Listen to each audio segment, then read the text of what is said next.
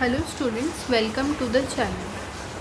सो students, आज हम इस वीडियो में डिस्कस करने वाले हैं कुछ important questions related to our topic number 1, जो कि हमारा इकोनॉमिक्स का सब्जेक्ट है क्लास 12 में। उसके रिलेटेड मैं आपको इस वीडियो में बताऊंगी कुछ इम्पॉर्टेंट क्वेश्चंस, और ये क्वेश्चंस आपको बहुत ज़्यादा हेल्प करेंगे आपके बोर्ड के एग्ज़ाम्स के लिए।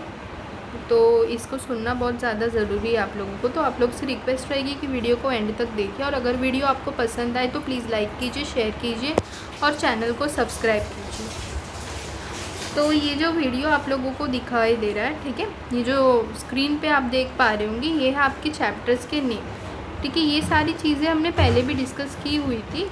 एक नेक्स्ट वीडियो में लेके आऊँगी जिसके अंदर मैं वेटेज ऑफ द चैप्टर्स को डिस्कस करूँगी, जिससे कि आपको एक आइडिया मिल जाएगा कि आपको अपने स्टडीज़ को कैसे ऑनगोइंग रखना है, चैप्टर्स के कितने वेटेज होते हैं आपके बोर्ड के एग्ज़ाम के अंदर। तो ये जानना भी आप लोगों के लिए बहुत ज़्यादा इम्पॉर्टेंट है।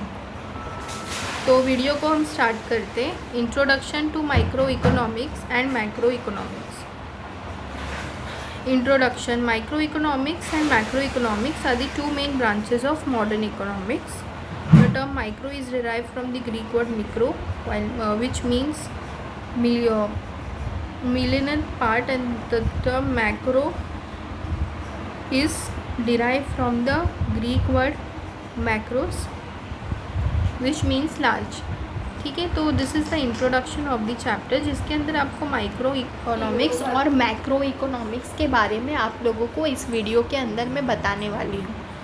तो जो जो इम्पोर्टेंट क्वेश्चंस रहेंगे वो क्वेश्चंस मैं आप लोगों को इस वीडियो के अंदर एक्सप्लेनेशन दे दूँगी, जिससे कि आपको पता चल जाएगा कि उसके मीनिंग क्या है। ठीक है, तो यहाँ पर आप देख पा रहे होंगे जो मीनिंग होता है। ओके, मैंने अपने हर एक वीडियो में स्टूडेंट्स ऑलरेडी बता दिया आप लोगों को कि जो भी आप क्वेश्चन आंसर जब भी लिखते हो तो आपको स्टार्टिंग में हमेशा क्या करना है, मीनिंग से ही स्टार्ट करना होता है उस क्वेश्चन को। अगर आप क्वेश्चन को मीनिंग से स्टार्ट करते हो तो वो आपके प्रेजेंटेशन पे बहुत ज़्यादा अच्छा इम्प्रेशन देता है। जैसे कि मैंने आपको बताया है कि मैंने बोर्ड्स के पेपर्स भी चेक किए हुए हैं, तो मुझे पता है कि आपको कैसे कैसे मार्क्स दिए जाते हैं उसके अंदर। तो आपको जानना बहुत ज़्यादा ज़रूरी है कि अगर आपको आपके प्रेजेंटेशन के मार्क्स इंक्रीज़ करने हैं तो आपको मीनिंग लिखना बहुत ज़्यादा इम्पॉर्टेंट है। अगर questions related to microeconomics आए तो माइक्रो इकोनॉमिक्स का मीनिंग लिखिए, और अगर question related to macroeconomic आए तो वहाँ पर आप मैक्रो इकोनॉमिक्स से रिलेटेड क्वेश्चन मीनिंग लिखिए। स्टार्टिंग आपको मीनिंग से ही करना है, उसके बाद आपको आपके आंसर्स को स्टार्ट करना है।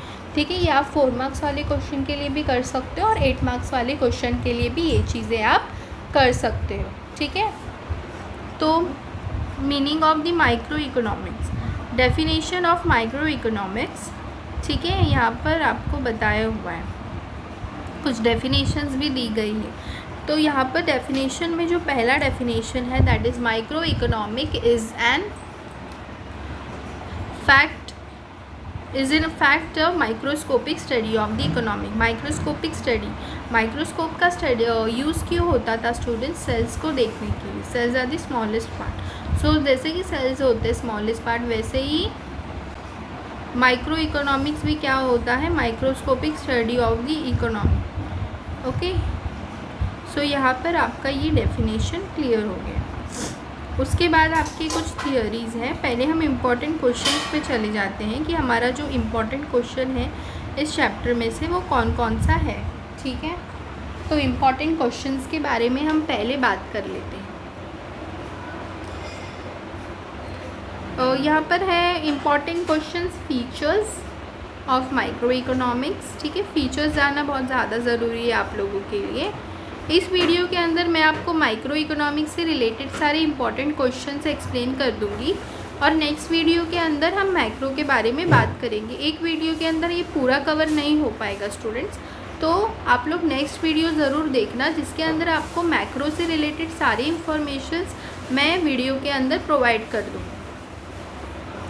और study of the individual units, आपको पता ही है माइक्रो जैसे कि नाम से ही पता चल रहा है, स्मॉल इकोनॉमी, तो स्मॉल इकोनॉमी मतलब नेशनल इनकम जैसे पूरे कंट्री का होता है, और अगर पर्टिकुलर इंडिविजुअल इनकम की बात करेंगे तो वो आ जाता है माइक्रो इकोनॉमिक्स के अंदर। तो इसी तरह माइक्रो इकोनॉमिक्स को आइडेंटिफाई किया जाता है। तो इसके जब फीचर्स हम देखेंगे तो स्टडी ऑफ इंडिविजुअल यूनिट्स, ये बात हमने अभी डिस्कस की कि यहाँ पे क्या होता है, इंडिविजुअल इनकम, इंडिविजुअल एक्सपेंसेस, ठीक है, इंडिविजुअल बिजनेस, ये सारी चीज़ें इंडिविजुअल लेवल पर देखी जाती है, नेशनल लेवल पर नहीं, एक सिंगल पर्सन का ही देख सकते हैं। तो इसीलिए इसको बोला जाता है study of individual unit. Second one is price theory. Price theory के अंदर micro economics deals with determination of the prices of goods and services as well as factors of production. अब what are the factors of production? Factors of production means land, labour, capital and entrepreneur, this are the factors of production. तो micro economics किससे deal करता है? Prices of the goods as well as the factors of production, ठीक है, मतलब prices कैसे setup करनी है, कितने खर्चे आए, फैक्टर्स ऑफ प्रोडक्शन के हेल्प से ही हमारे गुड्स का प्रोडक्शन होता है, तो उसके हिसाब से हम प्राइस को फिक्स करें। तो ये भी क्या होती है, एक माइक्रो इकोनॉमी का फीचर होता है। उसके बाद है पार्शियल इक्विलिब्रियम। पार्शियल मतलब होता है सिंगल, पार्शियल मतलब हमें हर एक चीज़ पे पार्शियल वे में सोचना पड़ेगा, सिंगल वे में सोचना पड़ेगा। Equilibrium is balance between two factor. Micro economics analysis deals with partial equilibrium which analyses equilibrium position of an individual economic unit, that is individual consumer, individual firm, individual industry. मतलब हर एक पे आपको क्या करना पड़ेगा, पार्शियलिटी कभी बोलेंगे तो मतलब क्या होता है, एक की तरफ देखना, एक की तरफ नहीं देखना। तो सेम वे हमें क्या करना पड़ेगा, हर एक की तरफ एकदम अच्छे से देखना पड़ेगा। Next one is based on certain assumptions. हम हमेशा इसमें क्या करेंगे, ये एकदम क्लियरिटी से जाके नहीं देखेंगे। यहाँ पे क्या होता है कि अजम्पशंस के थ्रू भी हम सोच लेते हैं। जैसे कि कभी कभी अजम्पशंस कैसे किए जाते हैं इसके अंदर, अगर मैं किसी भी जगह पे गई, मैंने कोई भी क्लास था उसमें मैंने बाहर से देखा कुछ स्टूडेंट्स मस्ती कर रहे, तो मैं ऐसा अज्यूम करूँगी कि ये पूरा जो क्लास है वही मस्ती खोर। तो वो कैसा हो जाएगा कि कभी कभी हमको इसमें अज्यूम करके भी चलना पड़ता है माइक्रो इकोनॉमिक्स के अंदर, ठीक है। हमेशा हर एक चीज़ को देखना इज़ नॉट पॉसिबल।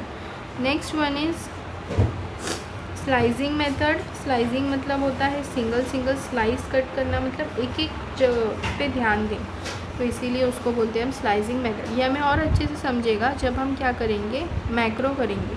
मैक्रो करने के बाद हमें क्लियर हो जाएगा, क्योंकि दोनों के बीच में हम डिफरेंस निकाल पाएंगे। उसके बाद है मार्जिनलिज्म प्रिंसिपल। मार्जिनलिज्म मतलब एडिशनल यूनिट। एडिशनल यूनिट जब हम एक और एडिशनल यूनिट जो कंज्यूम कर रहे हैं, जो यूनिट हम यूज़ करेंगे, उसके ऊपर से भी हमें क्या करना पड़ेगा, उसके ऊपर से भी हमें चीज़ों को जानना पड़ेगा। जैसे कि यहाँ पे दिया हुआ है, the concept of marginalism is the key tool of micro economic and the term marginalism means change brought in total by an additional unit. एक यूनिट के ऐड होने से कितना चेंजेस आए, ये भी हमें जानने में हेल्प होगी। उसके बाद analysis of market structure. Market structure मतलब ये मार्केट के बारे में, forms of market chapter number 5 के अंदर आप पढ़ोगे। तो मार्केट स्ट्रक्चर में चेंजेस आना मतलब क्या होता है, जो डिफरेंट मार्केट होते हैं जैसे perfect competition, monopoly, monopolistic, oligopoly, ये सारे मार्केट्स होते हैं, ठीक है। मोनोपोली मतलब सिंगल मार्केट होता है। ये सारी चीज़ें मैं आपको चैप्टर 5 में भी बताऊंगी, फ़िलहाल के लिए एक छोटा सा इन्फॉर्मेशन देती हूँ। उसके बाद मोनोपोलिस्टिक होता है जिसके अंदर एकदम डिटो नहीं रहते, उसके अंदर थोड़े बहुत डिफरेंस वाले गुड्स होते हैं जो कि क्लोज सब्स्टिट्यूट होते हैं दूसरे के, वो। उसके बाद लिमिटेड स्कोप होता है इसके अंदर। तो ये थे हमारे फीचर्स ऑफ माइक्रो इकोनॉमिक्स जो कि इम्पॉर्टेंट है, और साथ में इम्पॉर्टेंस ऑफ माइक्रो इकोनॉमिक्स भी इम्पॉर्टेंट है, ठीक है। तो ये कुछ इम्पॉर्टेंट चीज़ें थी। नेक्स्ट लेक्चर में हम कवर करेंगे मैक्रो इकोनॉमिक्स के बारे में, उससे रिलेटेड सारी इम्पॉर्टेंट चीज़ें मैं आप लोगों को नेक्स्ट वीडियो में बताऊंगी। ये वीडियो अगर आप लोगों को पसंद आया होगा तो प्लीज़ लाइक कीजिए, शेयर कीजिए और चैनल को सब्सक्राइब कीजिए।